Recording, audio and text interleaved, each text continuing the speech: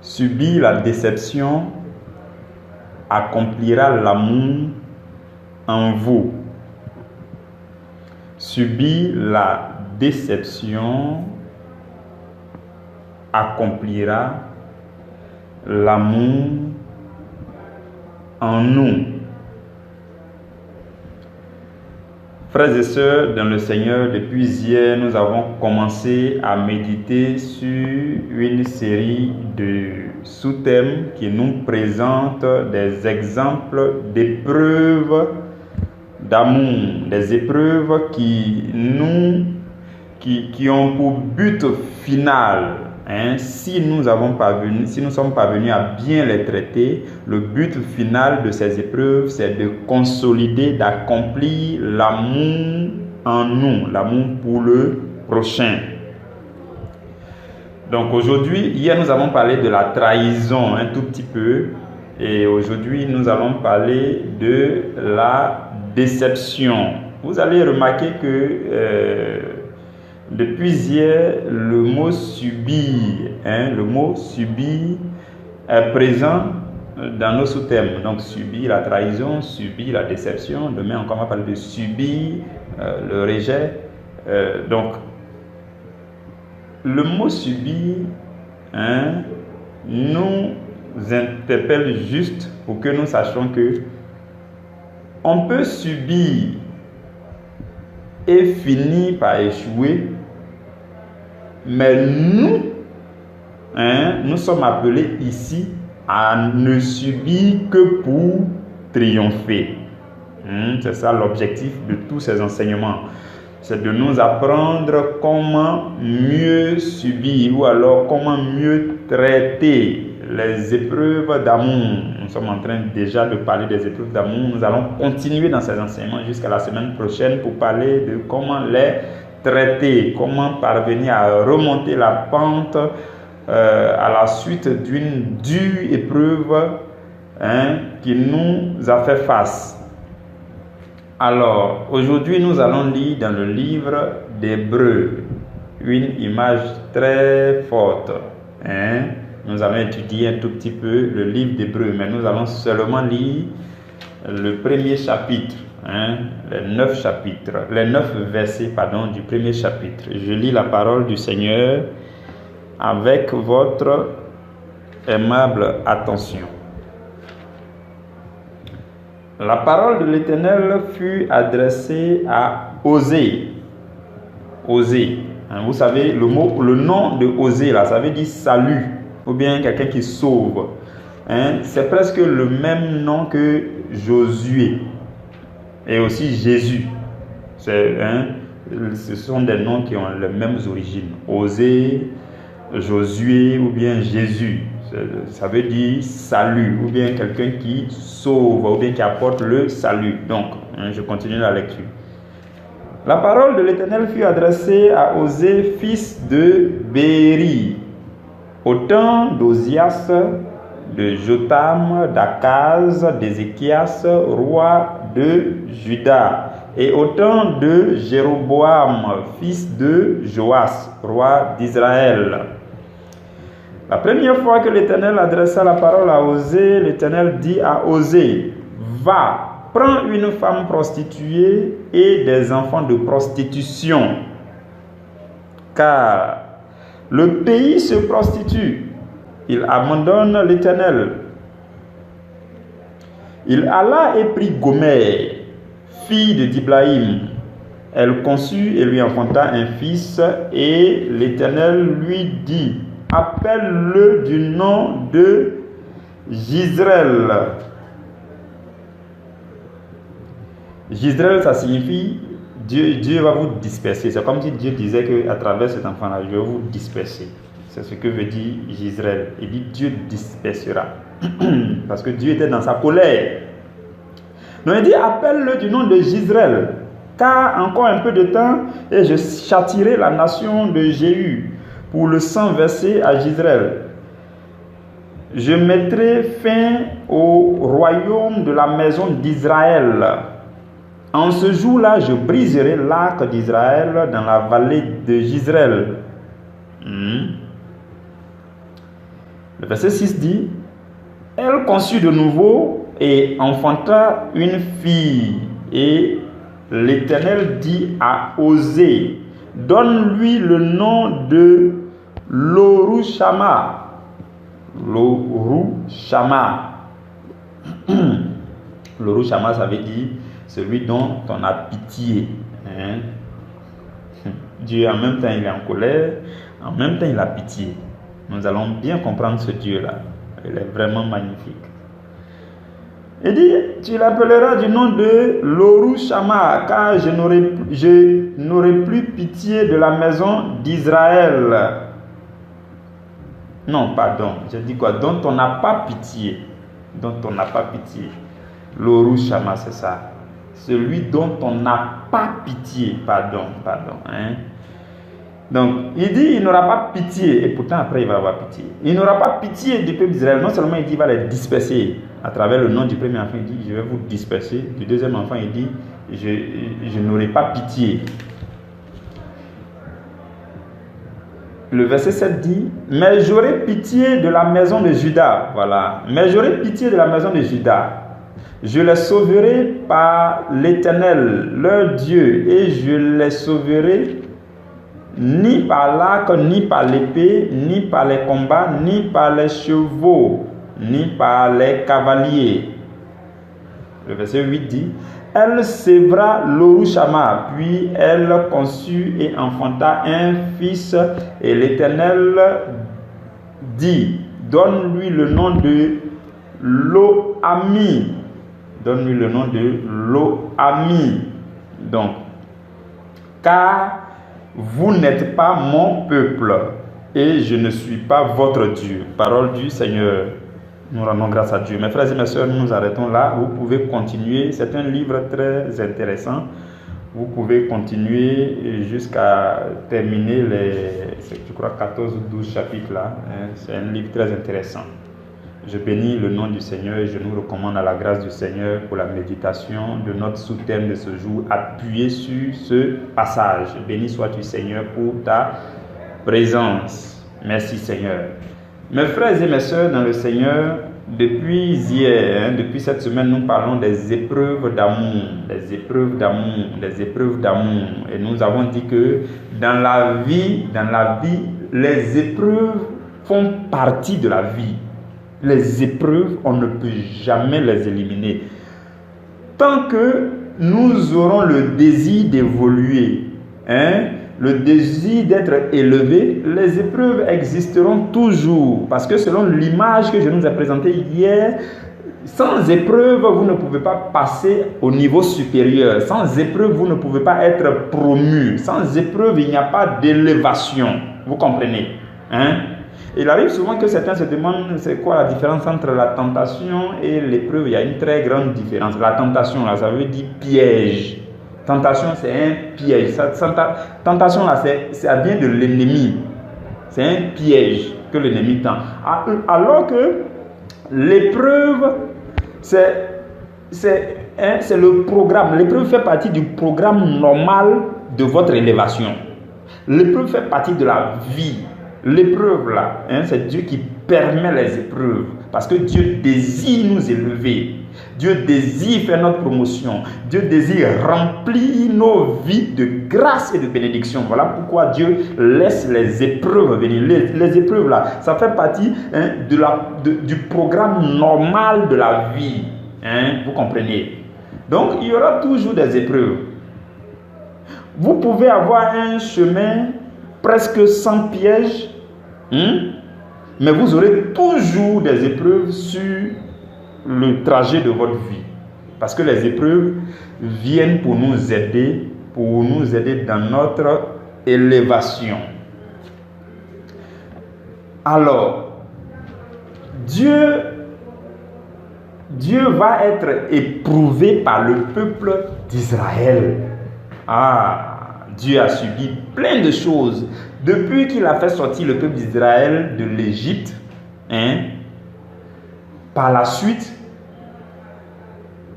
à un moment donné, le peuple de Dieu tombe dans le péché. Et même dans le désert, quand Moïse est parti faire 40 jours dans la présence de Dieu, Aaron et le peuple d'Israël, ils ont fait le veau d'or, ils se sont détournés. Dieu était déçu. Donc à plusieurs reprises, le peuple décevait Dieu. Maintenant, Dieu va faire quelque chose d'extraordinaire. Dieu va utiliser Osée pour prêcher l'amour. Osée, son message principal, c'était l'amour. Quand vous allez lire la suite de son livre, vous allez remarquer que son message principal, c'est l'amour de Dieu malgré l'infidélité du peuple d'Israël. L'amour de Dieu malgré toutes les déceptions que Dieu encaissait. C'était ça le message principal de Osée. C'est ce que Osée prêchait. Osée fait partie des prophètes de la petite classe. Il n'est pas comparé à Ésaïe, tout ça, Élisée. Non. Osée fait partie de ce qu'on appelle les petits prophètes. Les prophètes de la petite classe comme les Malachie, vous voyez les Michée. Je pense qu'ils sont au nombre d'environ 12 petits prophètes comme ça. Donc Osée a fait son ministère. Et son ministère, c'était pour prêcher l'amour de Dieu malgré toutes les déceptions, l'infidélité, le péché du peuple d'Israël. Malgré cela, Osée devait montrer que Dieu est le Dieu qui pardonne. Il est le Dieu d'amour. Quand vous allez, il y a certains textes qui mentionnent que Osée, dans l'Ancien Testament, représente l'apôtre Jean dans le Nouveau Testament. Parce que l'apôtre Jean, lui, il a prêché l'amour. Donc, il est l'apôtre de l'amour. Vous entendez ça souvent. L'apôtre Jean, il est l'apôtre de l'amour. De la même façon, parmi les prophètes, celui-là qui a prêché fondamentalement l'amour de Dieu malgré la déception, c'est le prophète Osée.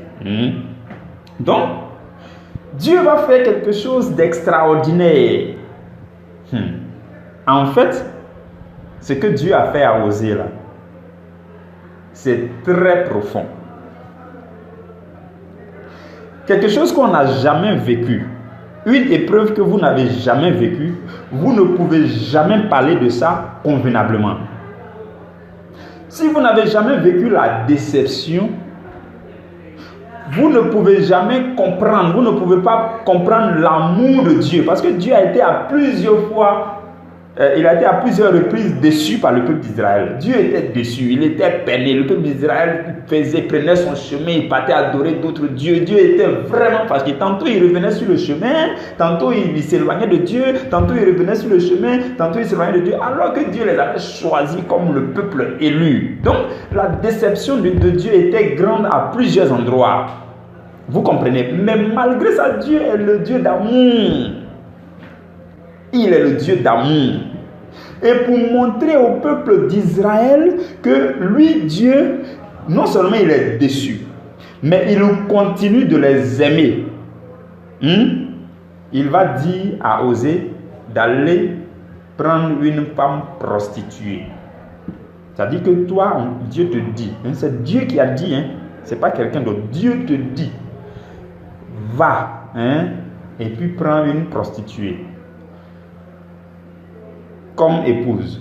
Vous avez dit, vous êtes à la maison, et puis, quand vous êtes là, on l'appelle. Allô, oui, il y a des clients qui t'attendent. Et puis, elle s'en va faire son métier. Après, elle revient se coucher chez toi. Ça, c'est Dieu qui a dit ça à Osée. Waouh!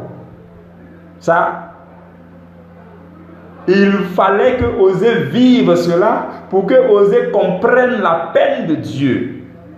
Dieu a choisi Osée pour vivre cela. Et la Bible dit Osée est parti prendre cette femme. Et à chaque fois que les deux donnaient vie à un enfant, Dieu donnait un nom de colère, un nom pour dire moi Dieu là je suis fâché, ainsi de suite. Mais en réalité, par la suite, quand vous allez le lire par la suite, Osée va prêcher pour dire en fait, malgré ceci, malgré cela, malgré ce que vous avez fait, en fait, Dieu dit il vous aime. Il vous attend simplement, venez seulement à lui et il va manifester son amour. Vous comprenez?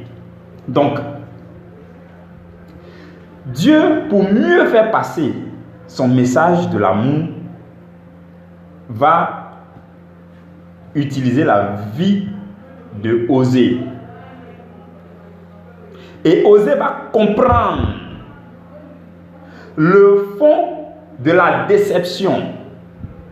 Mais Osée va comprendre aussi que lorsque la blessure de la déception est guérie, ce qui se produit par la suite, c'est l'amour malgré tout. Je ne sais pas si vous avez saisi ce que je viens de dire. À chaque fois que vous ferez face à une épreuve, l'épreuve va laisser des stigmates en vous, des blessures en vous, des traces sur vous. Mais lorsque ces blessures seront guéries, vous serez aussi aguerris pour surmonter, pour aimer davantage les gens, pour aimer les gens malgré tout. La prochaine fois que les gens vont se présenter à vous, ils vont vous faire des choses mauvaises, tout ça, ça ne va rien vous faire parce que vous avez déjà tout subi, vous avez déjà tout vécu. Dieu va faire subir, il va faire vivre cela à Osée et il va utiliser par la suite Osée pour prêcher son message d'amour. Donc la déception, c'est vrai, Dieu était déçu, mais il n'a jamais cessé de nous aimer. Ah oui. Par la suite, après la nuée des prophètes, là, tous les prophètes sont passés, tout et tout. Après, qu'est-ce que Dieu va faire? Il va envoyer son Fils unique. La Bible dit quoi? C'est par amour pour l'humanité que Dieu envoie son Fils unique. Ça veut dire que malgré toutes les déceptions, là, Dieu il continue de nous aimer. On dirait même que quand on le déçoit, quand on le déçoit, là, c'est là que vraiment, il fait tout. C'est là qu'il force maintenant pour nous montrer son amour. Bon. Ce que Dieu nous fait vivre, ou alors ce que Dieu fait vivre à Osée, et que nous sommes aussi appelés à vivre souvent les déceptions, les épreuves de déception, nous conduisent à... C'est-à-dire que ça fait que nous avons eu affaire à plusieurs catégories de personnes qui nous ont déçus. En Côte d'Ivoire, on dit il n'y a plus rien en face. Ou bien ça dit qu'il est formé, quoi, il est aguerri. Il est bien forgé. Donc, si nous parvenons à bien comprendre le fond des épreuves, comme la déception, comme la trahison, toute forme d'épreuve, mes frères et mes sœurs, ce que nous disons en cette semaine, c'est que cela contribue à nous forger. C'est un message assez dur quand même. Dis à quelqu'un, quand tu vas subir telle épreuve, ça va te forger tout ça. C'est pour ça que hier, je me suis étalé sur l'image que je nous ai donnée. Nous sommes tous allés à l'école. Si on dit aujourd'hui qu'il n'y a pas d'épreuve dans le système éducatif, là, ça sera la débandade. On a besoin d'épreuves, même si c'est dur, on a besoin de ça pour que nous soyons affermis. De sorte que pour qu'on t'appelle pilote ou bien pour qu'on t'appelle médecin, il faut que tu aies fait l'école de la médecine avec toutes les épreuves qui sont là-bas et que tu aies réussi ces épreuves. Vous comprenez? C'est vrai, ces épreuves-là sont difficiles, mais comme ton objectif, c'est qu'on dise que tu es médecin, tu affrontes ces épreuves, tu t'y prends avec soin, tu te prépares, tu les affrontes. De cette même façon, mes frères et mes sœurs, les épreuves comme la trahison dont nous avons parlé hier, comme la déception, comme le rejet, comme ceci, comme cela, les épreuves difficiles de la vie venant du prochain, celui-même en qui vous faisiez confiance là, c'est lui-là qui vous a trahi, c'est lui qui vous a déçu. Ces épreuves-là, ressaisissons-nous et comprenons que ce sont des épreuves qui par la suite vont nous aider à aimer plusieurs catégories de personnes. Ça, j'insiste vraiment là-dessus. Si une personne A t'a déçu, une personne B t'a déçu, la personne A a un comportement différent, la personne B a un comportement différent, la personne C a un comportement différent. Si toutes ces catégories, toutes ces facettes-là, tu as déjà vu, le jour, quelqu'un comme la personne A va venir avec une épreuve de déception, tu es tranquille, tu es forgé, tu es formé, tu es aguerri. En fait, c'est le message que je veux nous faire passer aujourd'hui. Pour que nous soyons appelés un être d'amour, les épreuves d'amour viennent pour nous aider. Ce n'est pas facile. Il y a certains qui vont dire non, je ne veux pas d'épreuve d'amour, je ne veux pas la déception. Mais on ne sait jamais. Si tu t'es bien préparé, il n'y a pas de souci. La semaine prochaine, on va parler de comment traiter ou bien comment se préparer, tout ça. Si tu t'es bien préparé, il n'y a pas de souci. Si ce n'est pas venu vers toi, il n'y a pas de souci. Mais au cas où ça venait, comment traiter ça, comment se ressaisir, comment comprendre la volonté de Dieu derrière. D'autant plus que Dieu lui-même, il a été déçu par nous. Ce n'était même pas le peuple d'Israël seulement, mes frères et mes sœurs, vous et moi. Regardez très bien dans votre vie. Et vous allez trouver que à plusieurs endroits, vous-même, là, vous avez déçu Dieu. Mais est-ce que Dieu ne vous aime pas? Est-ce que Dieu ne continue pas de vous aimer? C'est ce que Dieu veut faire avec nous. Dieu veut nous transformer en des personnes qui, malgré tout, continuent d'aimer. Parce que lui, Dieu, malgré nos péchés, malgré nos désobéissances, nos entêtements, on connaît nos péchés. Chacun connaît ses péchés. Souvent même, on sait que Dieu a dit qu'il ne faut pas faire, puis tu fais. Après encore, tu vas aller demander pardon à Dieu. Et Dieu encore, il t'ouvre les bras. Alors que tu l'as déçu. Et s'il t'ouvre les bras, c'est parce qu'il t'aime. Ce que Dieu est, c'est ce que Dieu veut qu'on devienne un peu. Il veut qu'on lui ressemble. Malgré les déceptions, il nous aime. Alors, malgré les déceptions que nous allons subir de la part des autres, Dieu veut aussi qu'on les aime. Voici le message. Et pour mieux aimer les gens et pour mieux comprendre les fonds de la déception, il faut avoir subi la déception comme Osée. Vivre avec une femme prostituée. Oh, vous ne pouvez pas comprendre les réalités de la chose. C'était douloureux. Mais il fallait que Osée vive cela pour comprendre ce que Dieu vit. Ce que Dieu encaisse de la part d'Israël. Toutes les déceptions que Dieu encaisse de la part d'Israël. Et le plus souvent, Dieu nous met dans les situations d'épreuve là pour que nous puissions comprendre ce que lui-même il subit. C'est ça. C'est ça. Pour que nous comprenions aussi ce que Jésus a subi quand il était sur la terre.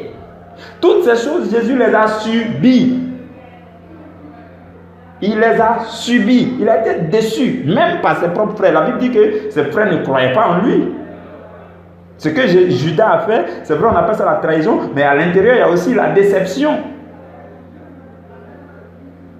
Vous comprenez? Et les gens, même la foule qui venait l'écouter tout et tout, ils étaient combien? 4000, 5000 à manger, à être nourris par Jésus. Mais le jour où ils ont dit, venez, on va crier, crucifions-le, crucifions-le, ils étaient encore nombreux à venir dire, crucifiez-le, crucifiez-le. Ça, c'est la trahison au degré, c'est la déception. Il a encaissé tout cela. Malgré cela, Jésus nous aime. Voilà pourquoi ces épreuves-là viennent pour nous forger. Mes frères et mes sœurs, ça peut faire mal. Ça peut faire mal, c'est ce que je dis. Ça peut faire mal, mais permettez qu'on en parle. Permettez que le chrétien que vous êtes soit un chrétien responsable, un chrétien qui prend ses dispositions, un chrétien qui prend la commande des choses, un chrétien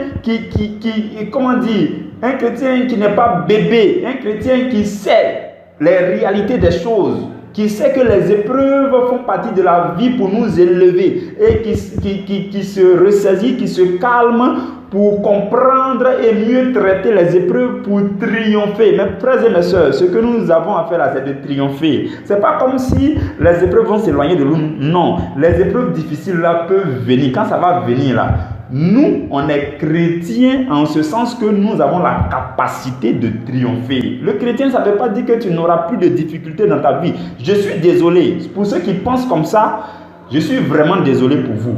Les difficultés là, il y en aura dans la vie du chrétien. Mais la différence entre le chrétien et celui qui n'est pas chrétien, c'est que le chrétien a la capacité surnaturelle de triompher.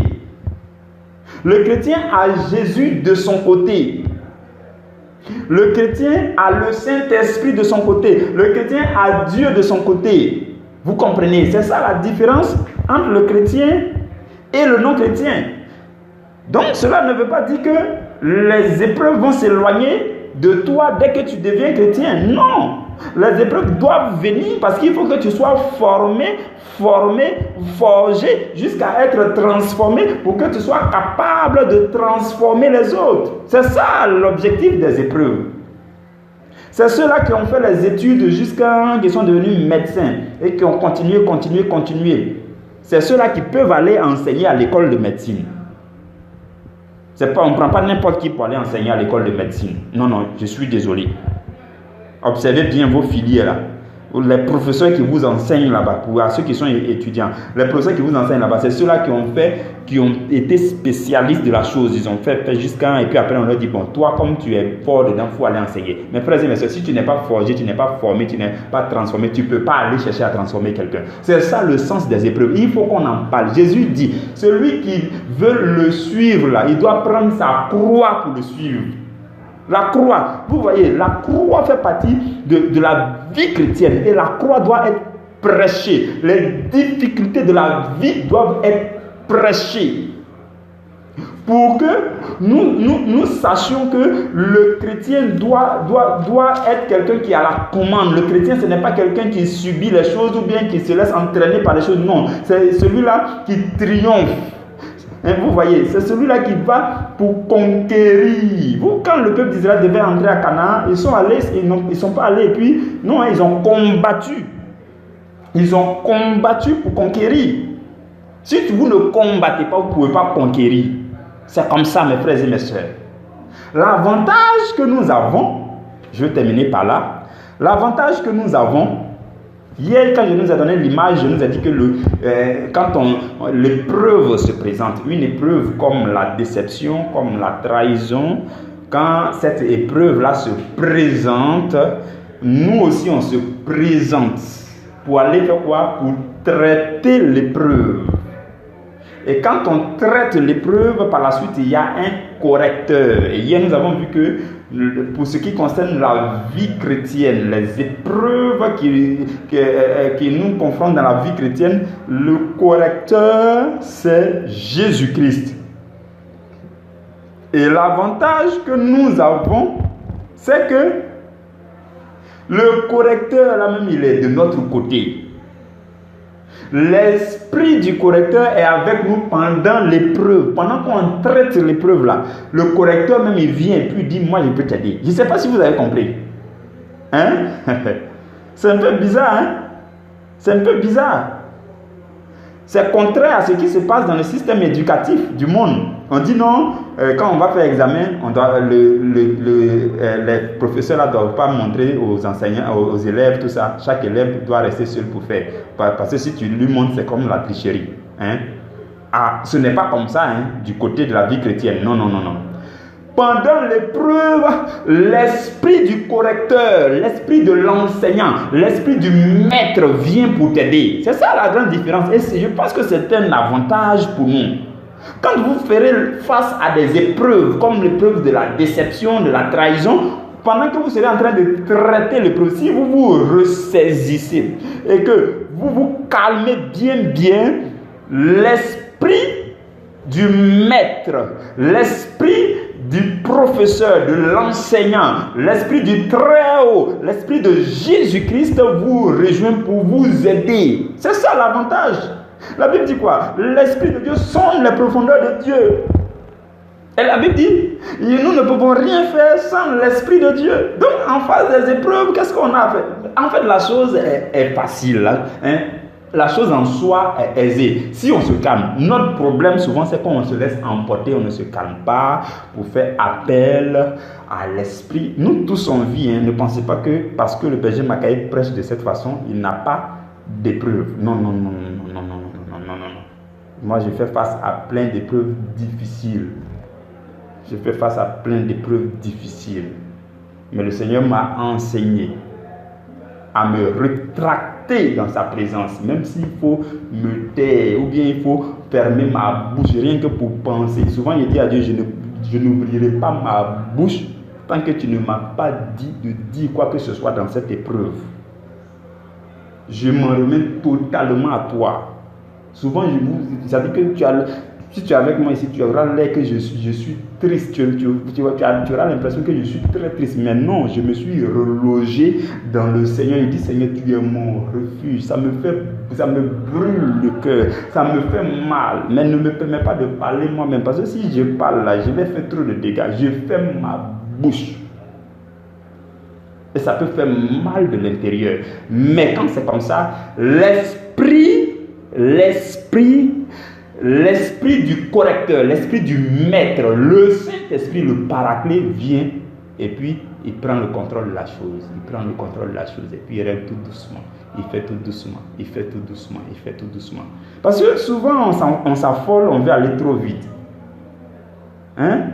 Vous comprenez? Alors, on va s'arrêter là pour aujourd'hui.